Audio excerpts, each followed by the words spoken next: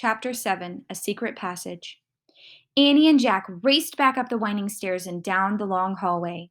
They hadn't gone far when they heard shouting behind them. Dogs barked in the distance. "They're coming!" Annie cried. "I'm here," said Jack. He shoved open a door off the hallway and pulled Annie into a dark room. Jack pushed the door shut. Then Annie shined her flashlight around the room. There were rows of sacks and wooden barrels. "I'd better look in the book," said Jack, pulling out the book and flipping through the pages. "Shh," said Annie. "Someone's coming."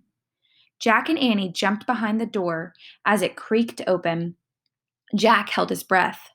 A light from a torch danced wildly over the sacks and barrels. The light disappeared. The door slammed shut. "Oh, man," whispered Jack. "We have to hurry. They might come back." His hands were trembling as he turned the pages of the castle book. "Here's a map of the castle," he said. "Look, this must be the room we're in. It's a storeroom." Jack studied the room in the book.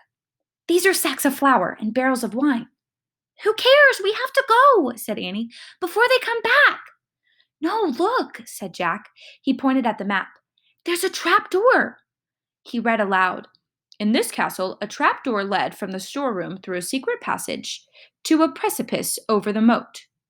"What's a precipice?" said Annie. "I don't know. We'll find out," said Jack. "But first we have to find the trap door." Jack looked at the picture carefully. Then he shined the flashlight around the room. The floor of the room was made of stones. The trap door in the picture was 5 stones from the door to the hallway.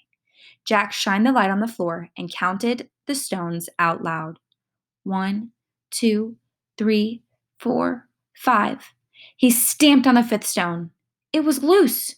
Jack put the flashlight on the floor. He worked his fingers under the thin slab of stone and tried to lift it. "Help!" Jack said. "It's heavy!" Annie helped Jack lift the stone square out of its place. Underneath was a small wooden door. Jack and Annie tugged on the rope handle of the door. The door fell open with a thunk. Jack picked up the flashlight and shined it down on the hole. "There's a little ladder," he said. "Let's go." He clipped the flashlight onto his belt and felt his way down the small ladder. Annie followed. When they reached the bottom of the ladder, Jack shined the light around them. There was a tunnel. Jack crouched down and began moving through the damp, creaky tunnel. The flashlight dimly flickered across the stone walls. He shook the light. Were the batteries going dead?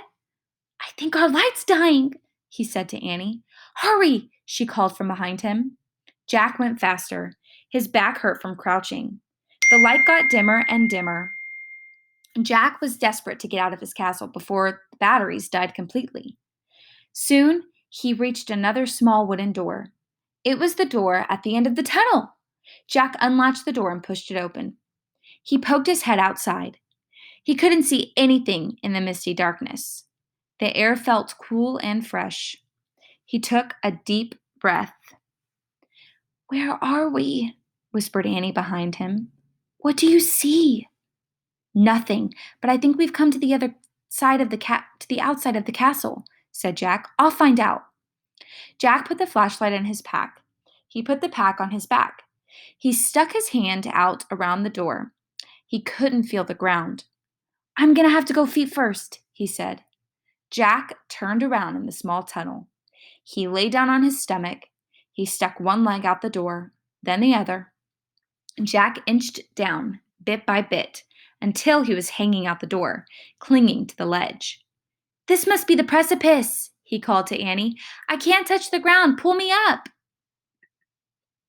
Annie reached for Jack's hands. "I can't hold you," she said. Jack felt his fingers slipping. Then down he fell through the darkness. Splash! Chapter 8 The Night.